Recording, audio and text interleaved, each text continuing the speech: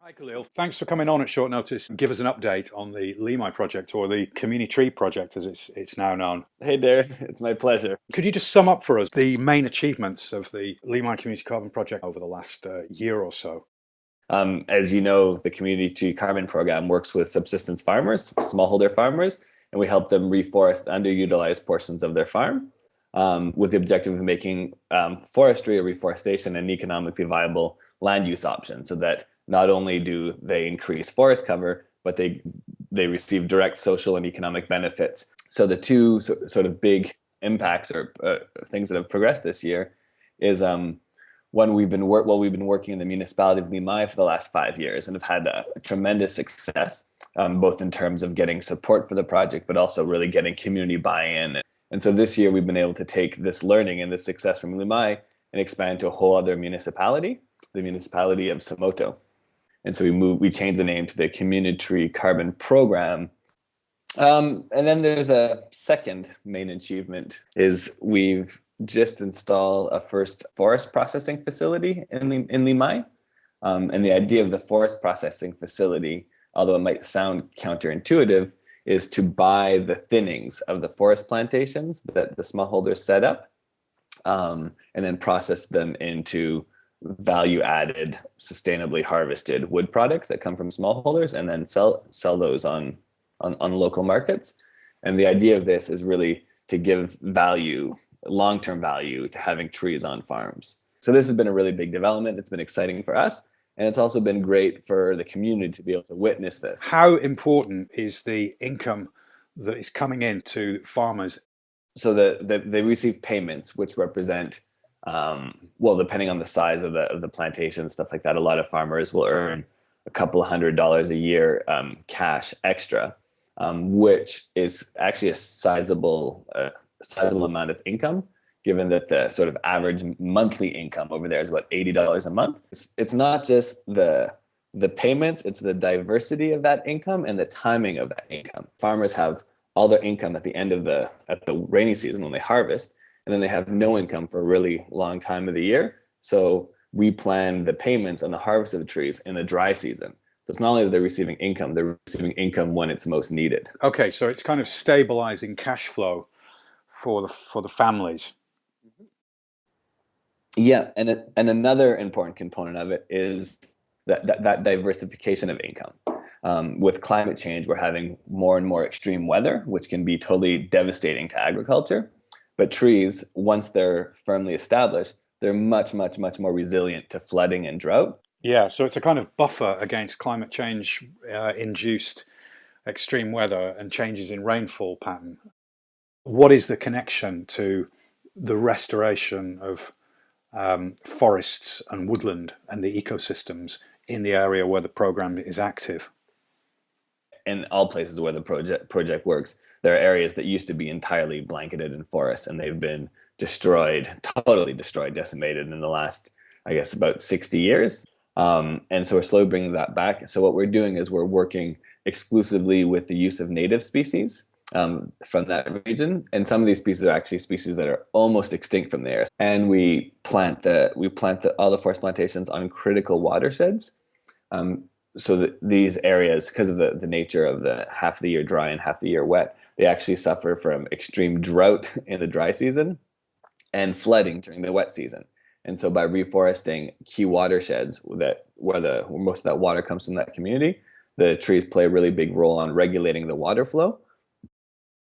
Is there another impact, another biodiversity benefit coming in from the fact that forest cover is increasing in the area? Yeah, well, then the definite link is with wildlife, both on site. So by planting native forests, we create wildlife habitat for animals and bird species. And then secondary is through the watershed impact. This starts off in the mountainous region, which is the birthplace of one of the major rivers that feeds into the Real estuary on the Pacific coast of Nicaragua, which is actually one of the, by the Ramsar Convention, one of the wetlands of international importance because of biodiversity. So it's a huge shrimp and migratory bird feeding habitat that's been going serious degradation due to just irregular water flows. So by reforesting native species at the birthplace of these rivers, we have obviously a wildlife habitat creation effect locally, like on site, and then as well an impact regionally through that estuary. Kahlil, we've been talking about this project since you first started and since you first got it registered with Plan Vivo, and it's been really inspiring for me to play a part in engaging UK business with the program. And it's been really inspiring to see the way that the program has expanded and evolved, and the level of community engagement and professionalism that comes out from the project. What is it now, 3 or 4 years later, that really inspires you about what's happening on the ground? Yeah, well, when we started this project, the emphasis was really on the ecosystems and the carbon sequestration. And through I guess my personal learning through working through this project has just really further emphasized the importance of the social values of this type of project. People talk about the value of sequestering carbon, and that is incredibly important in this world with all these dangers that we're facing to climate change. But humans are the main contributor to climate change, and so unless we develop systems that really improve human welfare and human livelihoods in a way that also plays a role in mitigating climate change, I think that's the only way that these things can succeed. Why is it important that businesses continue to engage and align with the Communitree Programme and with the communities around Limay? Well, I think this comes from a couple of reasons. First and foremost, I think it's extremely important just on ethical grounds. We're all responsible for climate change and emitting greenhouse gases, and I think it's really important that businesses and individuals from around the world take responsibility for that fact and play an active role in balancing their carbon footprint. But in Limay in particular, if we're going to do that, then let's do it in a way that improves livelihoods, that has a huge social impact. Are you helping other Plan Vivo projects set up, or are other people coming to you to see what's going on? I mean, is the project important as a kind of hub? Yeah, definitely. When we started the project, the first little area that we did, we thought this was the project, and then we realized, oh no, we were learning so much from this, which is really helping us to expand it.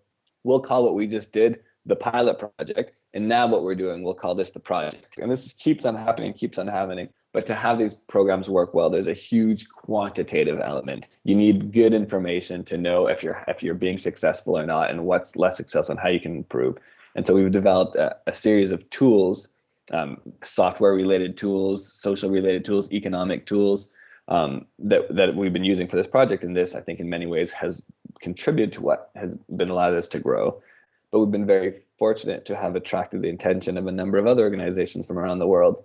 And increasingly, our expansion is starting to happen through partnerships, and we're continuously growing and hope that this, nonetheless, even Nicaragua is just a pilot project for scaling this up to having a real global impact. I mean, that's the vision.